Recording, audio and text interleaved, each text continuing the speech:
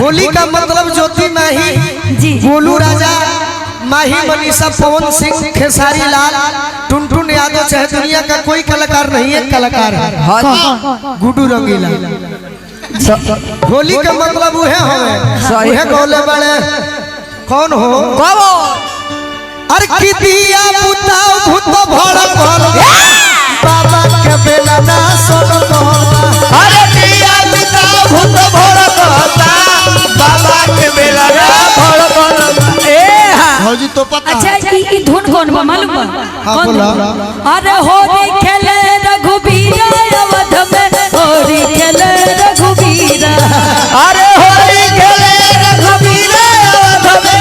ए भैया के करे हाथे कनक पिचकारी, कनक पिचकारी, कनक पिचकारी, करे कनक पिचकारी, कनक करे हाथे अभी काहे हंसल? हौजी तो पता है। हंसबू तो फंस ऐसा इतना इंसान नहीं के फसावल वो हमरा के। अभी पारंपरिक में ढूक गइलू। गुड्डू रंगीला के बाद एगो और कलाकार रहले राधे श्याम रसिया, वो गौले अरे किता रूपी के गाड़ी के चलावता। हाय हाय रहा होली हो, होली हो। हेने भौजी हेने हेने होली पूरा न मानो, होली हो। तनी जोर से कहलो। अरे किता रूपी के गाड़ी के चलावता। गाड़ी के का होला? मोबिल। आ देवरा तना तो करता कि मोबिल सोए पगिरावता। अरे दारू पी के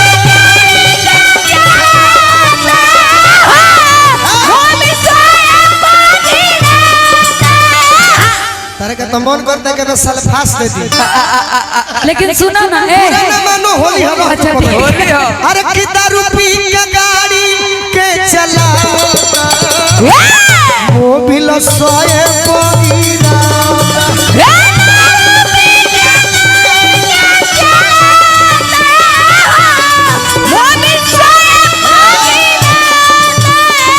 तो पहले विष्णु ओझा नौजवान हमारा नियन भाई जितना बड़ा तनी हाथ उठा दो एक बार। सब नौजवान भाई ज्योति जी, हाँ। विष्णु ओझा जी निर्गुण सम्राट भी होली खराब कइले बड़े।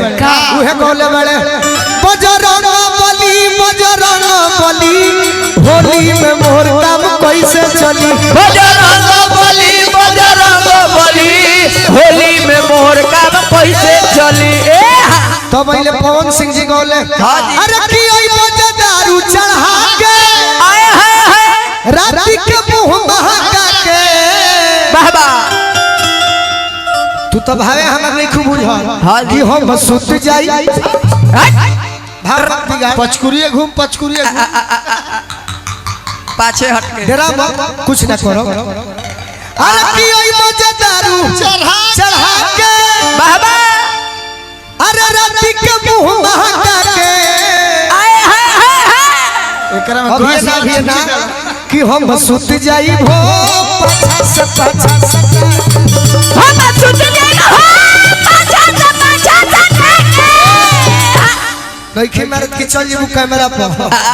तब अइले खेसारी लाल जी, वो कौन थोड़े हो उहे कहले कि सोइया ढोढ़ी मुदले रहनी पियरी माटी से, तेरा रतिया खोदे माटी से। सैया ढोली तेरी माटी से, देवर मुआना खोदा काटी से। खोदतावे काटी से, हो खोदतावे काटी से। खोदा काटी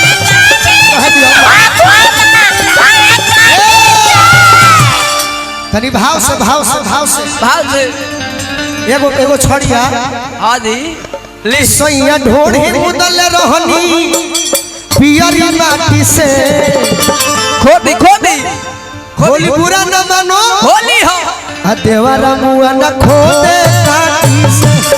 सैया ढोली तेरी माटी से, देवर मुआना खोदा काटी से। कहीं ज्योति भौजी जी तारा के मुआ देब हम। चुप रह। हुआ तो हमरा के रंगवा डालते में एगो और है फौजी एकरे मतलब इनका नहीं प्लीज एक लाइन और बोल। का है जी? अरे की ऐसन निशान फौजी सोधाली हो अरंगवा खेलते में पगली। Sorry ma'am. अरे गाना बुरा न मानो होली है ये होली हके में हम तनी बनी बिगड़ जेले यूट्यूब बोले भाई अब तो तू लोग के काम में हो गइल होई व्यूअर के। अब आप कहिए इतना बिगड़ल बड़ा ना तू। होली में देवर बिगड़े के चाहिए। मैं इतना ना बिगड़े। आवा है कहे ना गए अरे कहे खिसी आइल बारू जान ले बुका हो अरे बोलो हमर सुगनी परा ले बुका हो बोला हमर सुगनी पराले दुका हो। अरे हम हो माही मनीषा से कम बाजा ना दे हो प्रोग्राम में। हाँ जी दिक्कत ई बा कि डांस वाली होई हाँ जी हम गाना गा के जमा सकतनी अंतर तरे बाबू हो कलाकार अच्छा बड़ी तहार तो जवाबे नहीं बाकी होली गई हो।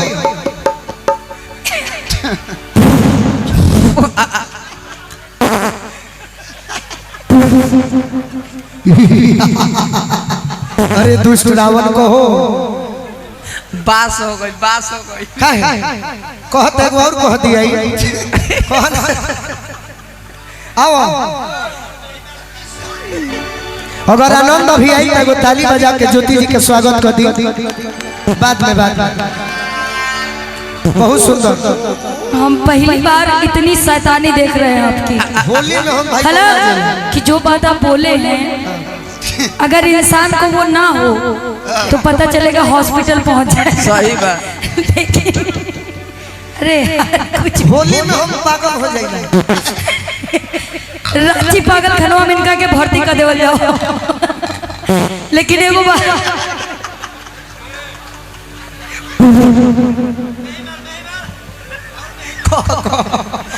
आओ ज्योति जी आओ। जाम हो गई बा जाम हो अपने नु हंसा तरु के हम हंसा दी।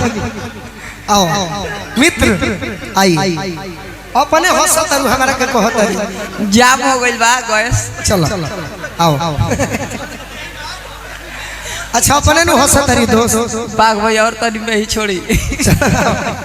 कहो यही तो मजा है कलाकारी में। सही बात। आप और हम दोनों अच्छे मित्र हैं। आपको भी आनंद आए सुनने वाले को आनंद है तो ऐसा जीवन सार्थक हो जाता है। चलिए पहली बार हमारी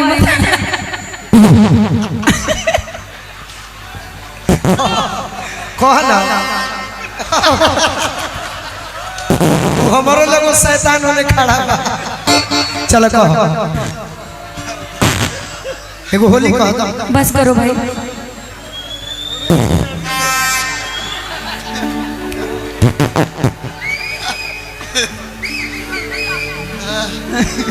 और आइए हम लोग मिथिलांचल की धरती पे हैं। ए बात करो यार पगलवा ली एकदम ये कम है क्या? लेकिन एक चीज है ये जहाँ जा ललना वहाँ अपन असर जरूर छोड़ देते हैं। ये इस समय आप ही के रंग में रंगाए हुए हैं और हम तो ये रूप पहली बार देखे। दोबारा मत दिखाइए। एक और रूप बाकी है अभी कहिए तो दिखा दे दिखा दे भाई।